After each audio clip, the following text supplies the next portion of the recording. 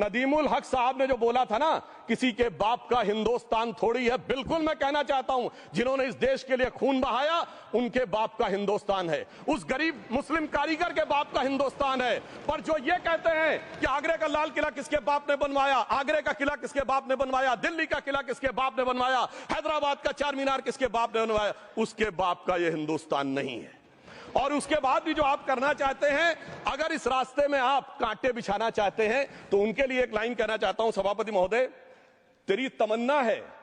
पर हम खार न बोने देंगे, खार कांटों को कहते हैं, तेरी तमन्ना है पर हम खार न बोने देंगे, तुझे हम राह की दीवार न होने देंगे, तू सबको रौंद कर आगे जो निकलना चाहे, हम तेरी इतनी भी रफ्तार न होने देंगे। और इसीलिए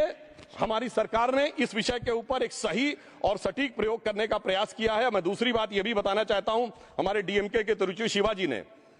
अनायास अकारण यह बात बोली थी कि उस समय जब जिन्ना का उल्लेख करते हुए उन्होंने कहा कि पार्टीशन के समय, तो मैं उनके सुलभ संज्ञान के लिए बता देता हूं, 1946 की कॉन्स्टिट्यूएंट असेंबली में मद्रास प्रेसिडेंसी में 30 आउट ऑफ 30 सीट जो थी वो मुस्लिम लीग ने जीती थी विद 95% ऑफ वोट्स, और एक भी मुस्लिम वहां के बाद बाहर नहीं गया। इसलिए मैं ईमानदारी से कहना चाहता हूं, फैक्ट को समझिए। और जो मद्रास प्रेसिडेंसी के मुस्लिम लीग के अध्यक्ष थे